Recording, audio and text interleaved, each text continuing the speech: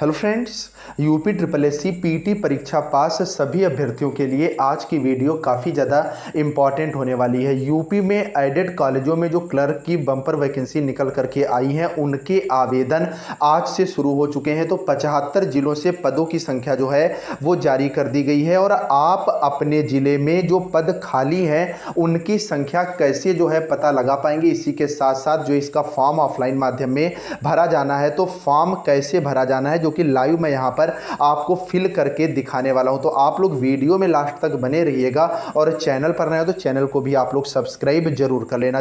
तो देरी ना करते हुए हम लोग बढ़ेंगे। तो सबसे पहले अगर आप देखोगे तो ये जो पीडीएफ जारी की गई थी इसमें बताया गया था अशासकीय सहायता प्राप्त माध्यमिक एवं वित्त विहीन माध्यमिक विद्यालयों की जनपदवार संख्यात्मक सूची जो है यह तैयार की गई थी, जिसमें आपका जनपद का नाम बताया गया था, अशासकीय सहायता प्राप्त माध्यमिक विद्यालयों की संख्या बताई गई थी और इसमें हाई स्कूल और इंटरमीडिएट से संबंधित अलग अलग कॉलेज के जो हैं अलग अलग जो कॉलेज हैं उनके नाम जो हैं बताए गए थे। तो कुल मिलाकर के जितने भी आपके जिले हैं सभी जिलों की ये लिस्ट जो है जारी की गई थी, जिसे मैंने टेलीग्राम ग्रुप पर डलवा दिया, आप देख सकते हैं। अब हम लोग बात करेंगे कि आप जिलेवार पदों की संख्या कैसे जान सकेंगे। तो देखिए आज से इसके जो है आवेदन शुरू होंगे। तो कुछ कॉलेजेस ने जो है कुछ जिले के जो कॉलेज हैं उन्होंने कल ही न्यूज़पेपर में विज्ञापन जो है वो डलवा दिया था। अगर आप देखेंगे जैसे ये देवरिया के 3-4 कॉलेजों का यहाँ पर आपको विज्ञापन दिखाई पड़ेगा। इसी तरह ये मुरादाबाद का एक कॉलेज है डीएसएम इंटर कॉलेज जो है, वहाँ पर भी सहायक लिपिक भर्ती के लिए यहाँ पर कंप्लीटली जो है ये यहाँ पर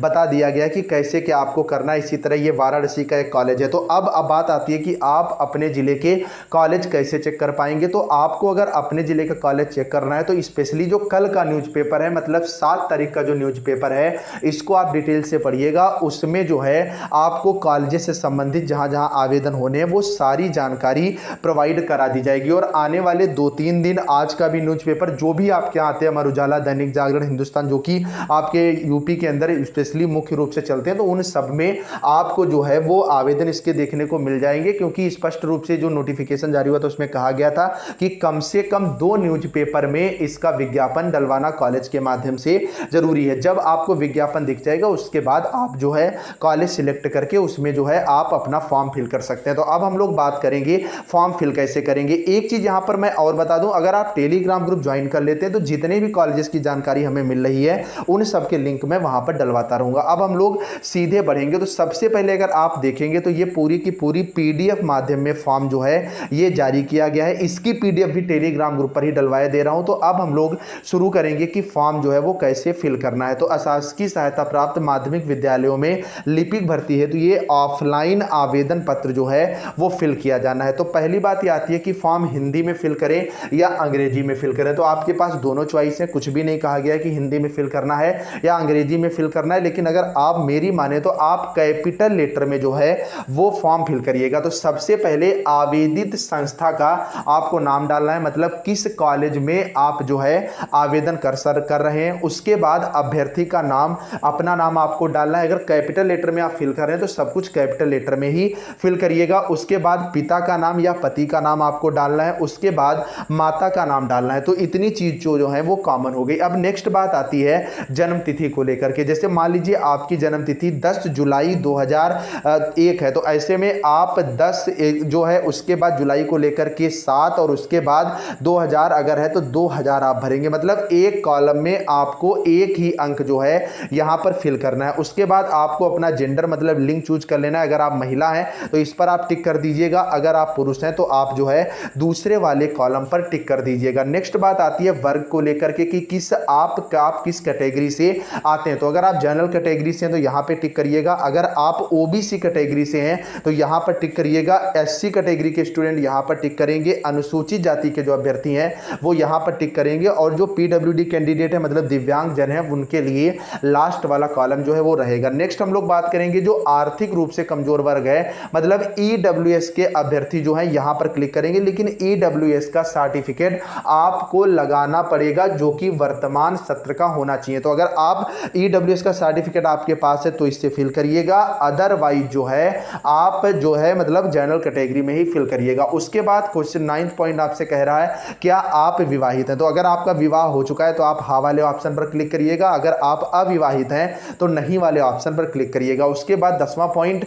क्या आप उत्तर उत्तर प्रदेश के निवासी हैं, तो अगर आप उत्तर प्रदेश के निवासी हैं तो आप हाँ पर क्लिक करिएगा। उसके बाद आपको गृह जनपद का नाम लिखना है कि आप किस जनपद के रहने वाले हैं। जैसे मान लीजिए मैं लखीमपुर का रहने वाला हूं, तो आपको बाकायदा यहां पर लखीमपुर लिखना होगा, हमें वो नहीं लिखना है कि जहां पर आपने आवेदन किया है। उसके बाद गृह राज्य का नाम लिखना है, तो जिस राज्य के आप रहने वाले हैं, तो उत्तर प्रदेश आप यहां पर जो है वो लिख दीजिएगा। जो बाहरी राज्य के अभ्यर्थी आवेदन करना चाह रहे हैं तो वो अपने राज्य का नाम डालेंगे। उसके बाद आपको मोबाइल नंबर अपना डालना है, एक ही मोबाइल नंबर जो खुद का हो वही आप इसमें डालिएगा। उसके बाद ईमेल आईडी आपको डालनी है, अपनी ईमेल आईडी कंप्लीटली डालिएगा। जैसे कोई भी से मेरी मान लीजिए ईमेल आईडी जो है वो अंचल शुक्ला, ठीक है, 786 और @gmail.com है, तो इस तरह से आप जो है फिल कर सकते हैं। उसके बाद यहां पर आपको शैक्षिक योग्यताएं जो है वो डालनी है। तो शैक्षिक योग्यता में आपको हाई स्कूल, यहां पर हाई स्कूल का डाटा फिल करना है। उसके बाद किस बोर्ड से आपने किया, जैसे यूपी बोर्ड से आपने किया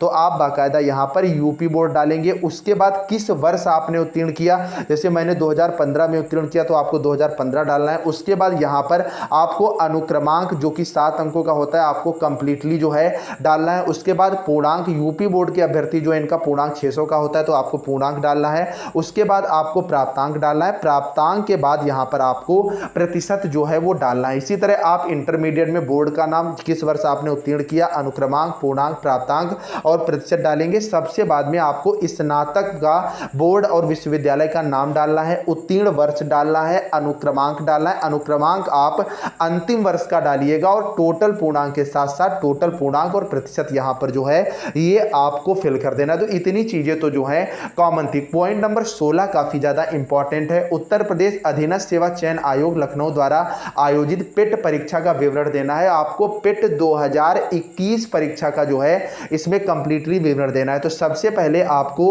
रजिस्ट्रेशन नंबर डालना है, 21 वाला ही डालिएगा, ध्यान रखिएगा 22 का भी रजिस्ट्रेशन आप सब करा चुके हैं, इसका कहीं फिल मत करिएगा। उसके बाद आपका वास्तविक स्कोर क्या था, जैसे मान लीजिए मेरा जो वास्तविक स्कोर था वो 79.81 था, तो यहां पर 79.81 जो है वो आपको फिल कर देना है। उसके बाद नॉर्मलाइज्ड स्कोर, मान लीजिए आपका अगर कम हुआ है, सेकेंड शिफ्ट के बहुत से स्टूडेंट्स का कम हुआ था तो आपको कम वाला डालना है। जैसे मान लीजिए आपका 77.23 हो गया तो आपको ये डालना है, या आपका बढ़ गया तो बढ़ा हुआ स्कोर जो है डालना है। उसके बाद आपको यहां पर रोल नंबर अपना फिल करना है। उसके बाद यहां पर आपको कितने परसेंटाइल मिले ये आपको डालना है। अगर आपके पास पूरा का पूरा स्कोर कार्ड है 2021 का तो आप जो है इसमें फिल कर सकते हैं, अगर नहीं है तो आप लोग कमेंट करिएगा, वो भी मैं बता दूंगा कि आप कैसे अपना स्कोर कार्ड निकाल सकते हैं। उसके बाद कंप्यूटर संचालन का डोएक नेलेट द्वारा प्रदत्त CCC प्रमाण पत्र या आपको पास सरकार द्वारा मान्यता प्राप्त संस्था से समकक्ष स्तर का प्रमाण पत्र होना चाहिए। देखिए अगर आपके पास CCC है तो बड़ी अच्छी बात है, अगर CCC नहीं है तो आपने अगर ADCA वगैरह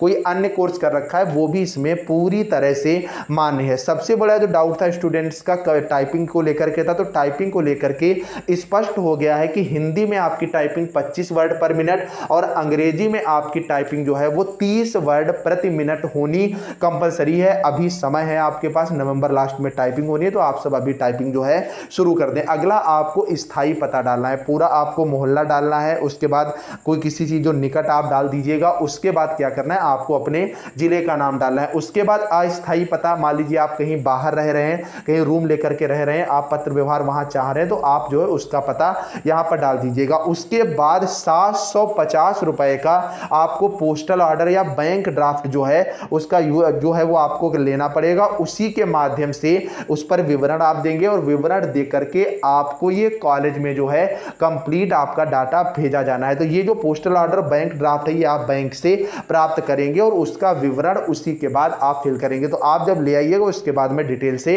बता दूंगा। उसके बाद यहां पर जो है आपको दिनांक डाल देनी है कि कब आप इसे प्रेषित कर रहे हैं और अभ्यर्थी के हस्ताक्षर यहां पर हो जाएंगे। इस तरह से कंप्लीटली ये फॉर्म जो है आपका फिल हो जाएगा। तो उम्मीद है आपको समझ में आ गया होगा। अगर कोई डाउट हो तो कमेंट करके पूछ लीजिएगा और टेलीग्राम तो जरूर ज्वाइन कर लो, जहां पर जिन जिन जिलों से और कॉलेजों से पता आ रहा है कि पद खाली है वो सारी जानकारी आपको दी जा रही है। चलिए फ्रेंड्स, मिलते हैं नेक्स्ट वीडियो में, तब तक के लिए बाय बाय। चैनल को सब्सक्राइब करना मत भूलना, वीडियो को शेयर भी जरूर कर देना।